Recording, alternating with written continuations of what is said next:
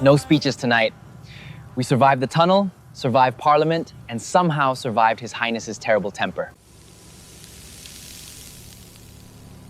Seriously? Cook another one. That's already for our prince. But I cooked that one. It's mine.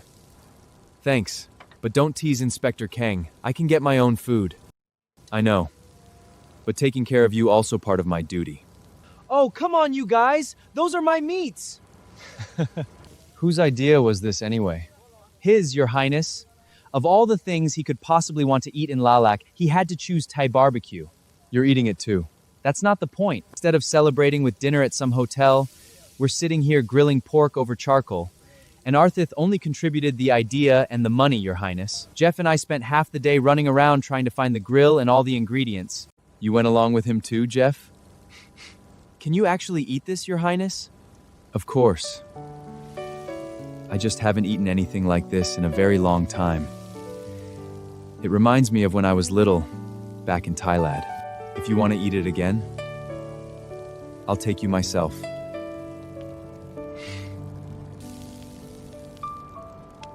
Your eyes are for me. Stop it! Since everything happened, we still haven't really had the chance to sit together like this. So before we start, thank you. If our teeth hadn't saved me that day, I probably wouldn't be sitting here right now. You don't have to thank me. I am very pleased to do. If it wasn't because of your IT skills and the final plan of the safety system you gave me to present into Parliament today, Kingsgate Metrolink project might have stayed suspended for several more months. At worst, I might have had to step down from the project's board. I just did a little thing I could do, Your Highness. You hacked the system through my location underground, still called Little? And Jeff, thank you for taking over everything whenever I couldn't be there. And I'm sorry I've worked you so hard this whole year. But I truly appreciate having you by my side. I'm always happy to serve you, Day. I want you to know something. To me, you're more than my assistant. More than a friend. You're almost like a brother to me, Jeff. Excuse me, I'm going for a cigarette. Enjoy your meal. Jeff! It's okay, Inspector. I'll go myself.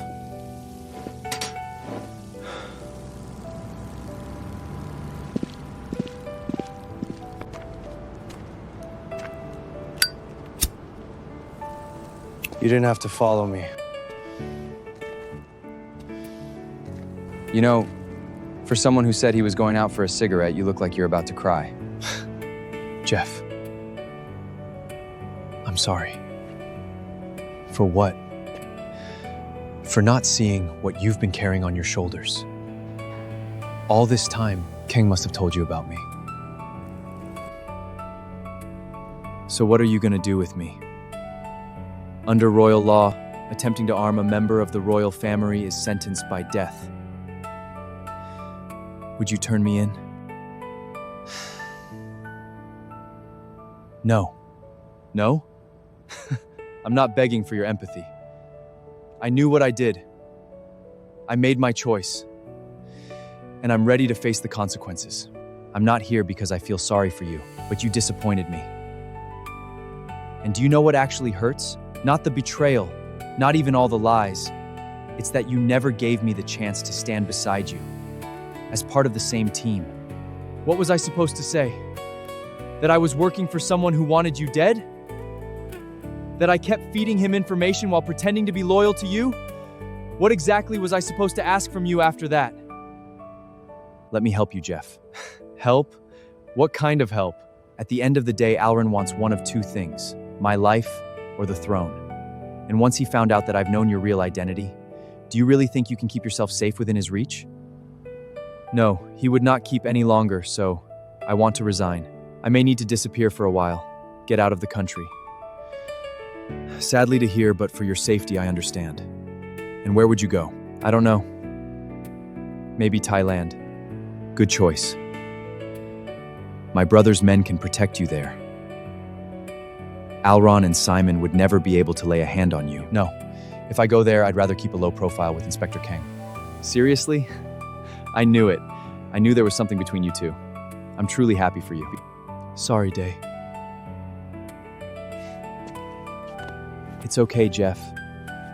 This isn't gonna ruin our friendship.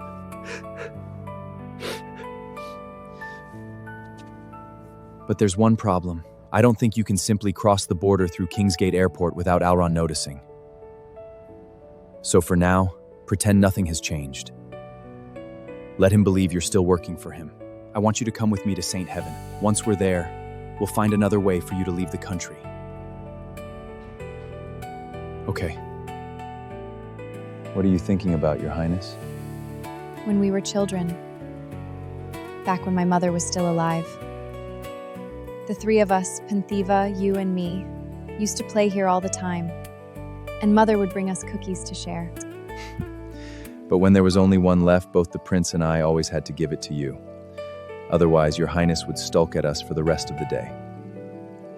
I was the only girl in a palace full of boys. I was lucky, though. I grew up as an only child. If we don't count Prince Alaron, it was almost as if I had two older brothers who loved me very much. Although perhaps one of them shouldn't be a brother. You mean Prince Fantiva, your fiancé, Your Highness? Kieran, don't pretend you don't know what I mean. Why do you have to bury your jealousy so deeply? Would it hurt you to be jealous over me once in a while? I have no right to be jealous, Your Highness. I've already told you. My engagement, Fantiva, is political. You are the only man I love. I know, Your Highness. But even so, you cannot change the reality of your position. You are still Prince Fantiva's betrothed. Could you really accept that? If in the end, I truly have to marry Panthiva? If it were anyone else, I don't think I could. But if it is Prince Fantiva, I trust that he would take good care of you. And perhaps he could make you happy. I've never really known whether father ever loved mother, or whether their entire life together was simply a marriage built on duty. But I don't want to be like them. Sometimes I wish I could be as brave as Lady Victoria, brave enough to choose my own heart over my duty. Have you ever regretted it? Regretted what, Your Highness? If Lady Victoria had agreed to become father's consort back then, you might have been a real prince by now. And become your brother? No. I am perfectly content being only a lord, or even an ordinary man, because at least then, I can love you without anyone calling it wrong.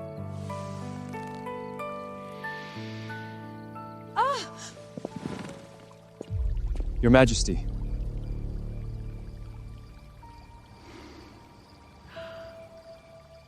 My apologies, Your Highness. What brings you here at this hour, Father? Lady Victoria came to see me this afternoon. She asked for permission to take you and Prince Pantivab to St. Heaven. She believes some time away from the capital would do both of you good. And after what happened in Parliament today, Pantivab proved himself. He showed that he can defend his position under pressure. He earned the confidence of the council. And more importantly, he proved to me that he is capable of standing beside the future Queen of Lalak. I did not come here to ask whether you wish to go. I already knew the answer. But I wanted to speak to you as a father to his daughter, and as a king to his crown princess. I will allow you this journey. Go where your heart wishes to go. But when you return, the palace will begin preparations for your marriage to Prince Fantiva. But Father, what if I don't want that? Pantiva and I have never loved each other. Love does not always have to come first. Friendship can become the foundation of love. At least you both have the same goodwilling to each other. And sometimes, it is a far stronger foundation than passion that burns brightly and disappears just as quickly. Father. This is your duty. Kirian. Yes, Your Majesty. The line you are crossing is one that should never have been crossed. Still, I believe this journey to the north will hold particular meaning for you. You will protect my daughter well.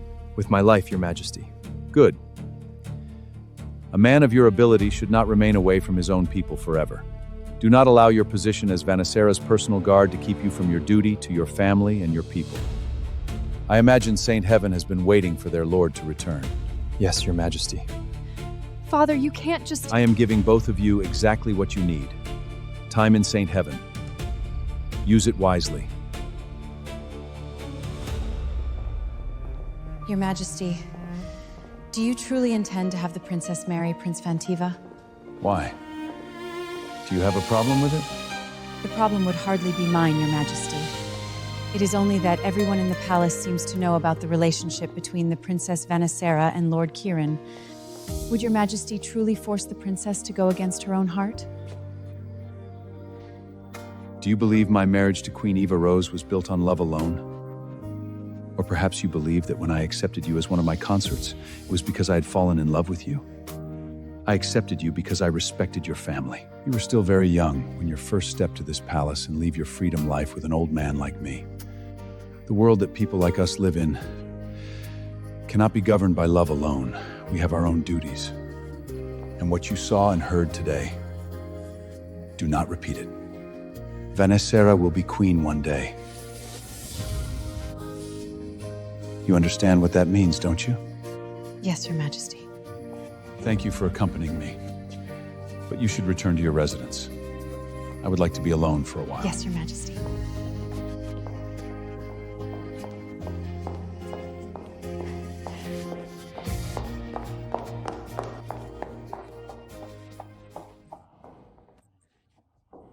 My lady. Good evening.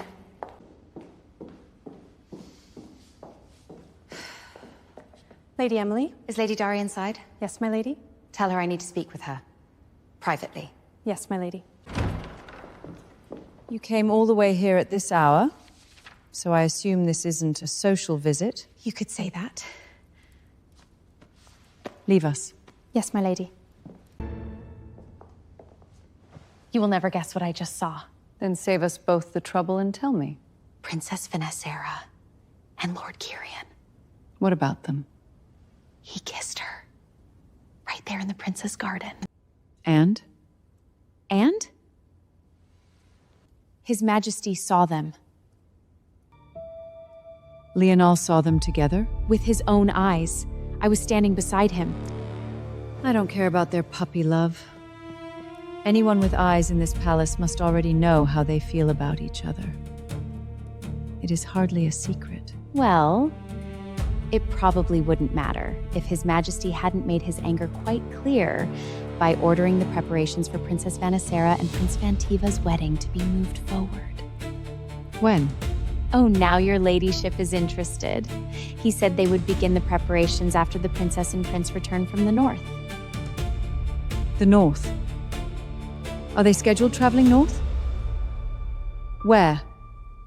And when? I'm not entirely sure about either. But earlier, Lady Victoria had an audience with His Majesty. She asked permission to invite both of them to visit her family in the north. Could be soon, I reckon. Saint Heaven. How could I have almost forgotten her grief over the loss of her younger son? Oh, poor Cullen.